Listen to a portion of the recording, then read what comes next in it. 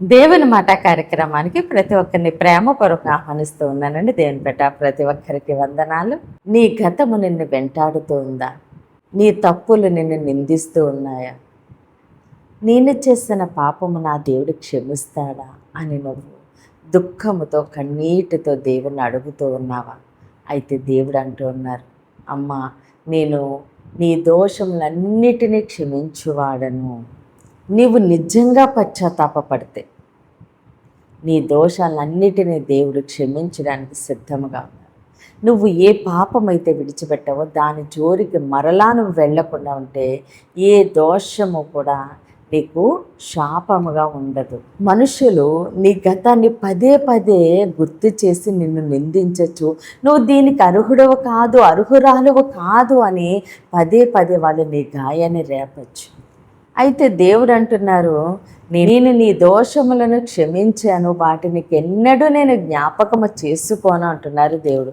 కాబట్టి నీ దోషముల్ని, నీ పాపాన్ని, నీ శాపాన్ని ఆయన జ్ఞాపకము చేసుకునే దేవుడు కాదు, ఆయన క్షమించి నీకు విడుదల అనుగ్రహిస్తూ ఉన్నారు.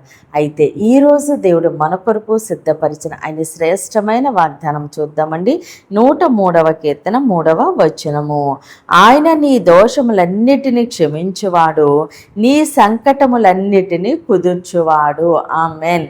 దేవుడి రోజు మనతో మాట్లాడుతున్న ఆయన మంచి మాట, నీ దోషములన్నిటినీ క్షమించువాడు. ఆమేన్. ఎవరండి మన దేవుడు? మన దోషములన్నిటినీ క్షమించే దేవుడు. మన పాపము లేదంటే మనము గతంలో చేసిన పొరపాటులు, దోషము అవి ఎంత పెద్దవైనప్పటికీ కూడా దేవుని యొక్క కృప, ఆయన యొక్క ప్రేమ, ఆయన యొక్క దయ వాటన్నిటికన్నా ఎక్కువ, వాటన్నిటికన్నా పెద్దది.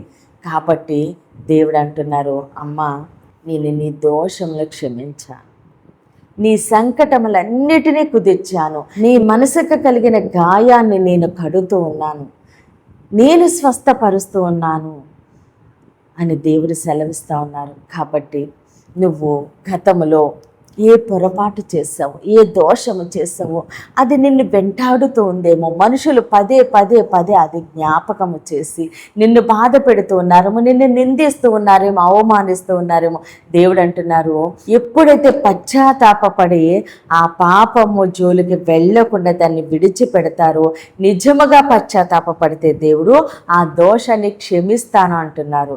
గతంలో చేసిన పాపము కానీ, దోషము కానీ శాపముగా మన మీదకి కానీ, మన కుటుంబం మీద కానీ, మన బిడ్డల మీద కానీ రాకుండా ఉండడానికి యేసుక్రీస్తు ప్రభు సిలువలో ఆయన రక్తము కార్చారు. ఆయన రక్తము చేత మన ప్రతి పాపమని ఆయన కడిగివేశారు. కాబట్టి ఆయన మనల్ని క్షమించారు. మనం ఇక ఎన్నడూ పాపము జోలికి వెళ్ళకుండా ఉంటే దేవుడు దాన్ని శాపము కాదు, అది నీకు అంటున్నారు. కాబట్టి మనము ఏదైతే విడిచిపెట్టామో దానికి జోలికి వెళ్ళకుండా దేవుడి సన్నిధిలో ఆయన పాదాలు పట్టుకుని పశ్చాత్తాపడుతూ ఉండగా దేవుడు మన దోషాన్ని కొట్టివేస్తారు. ఇక ఏ దోషము నీకు శాపము కాదు అంటున్నారు. దేవుడిచ్చిన ప్రతి వాగ్దానం ఎందు మనం నమ్మిక ఉంచుదామండి. ఆయన పాదాలు పట్టుకుందాము. దేవుడు మనల్ని క్షమించి దీవించి ఆశీర్వదిస్తూ ఉండగా సమస్త ఘనత, మహిమ, ప్రభావాలు మనము దేవునికే చెల్లిందాము. ఈ కొద్ది మాటలు దేవుడు మన వెనుకల్లో దీవించి ఆశీర్వదించునుగాక. ఆమెన్. ప్రేయర్ చేసుకుందామండి. అందరూ కన్నులు మూసుకుని ప్రేయర్లో ఏకీభవించండి. మహోన్నతుడ, మహాగణుడ, పరిశుద్ధుడా, నీకు స్తోత్రాలు, వందనాలు. దేవతనిచ్చిన వాగ్దానం నా మా జీవితాల్లో నూరంతలుగా ఫలించును గాక. దైవజనుల వారి కుటుంబాలు, సంఘాలు, పరిచర్యలు యేసు నామములని దీవించబడును గాక. యెరూషలేముకి యేసు నామములని క్షేమము కలుగును గాక. ఈరోజు పుట్టినరోజు, పెళ్లి రోజు జరుపుకుంటున్న ప్రతి ఒక్కరికి సంవత్సరం ఒక ఆశీర్వాదకరముగా ఉండును గాక. దేవుని మాట పరిచర్యలో పాలిభాగస్తులే భారము కలిగి ప్రార్థన చేసిన ప్రతి ఒక్కరిని దేవుడు బహుగా దీవించి ఆశీర్వదించునుగాక.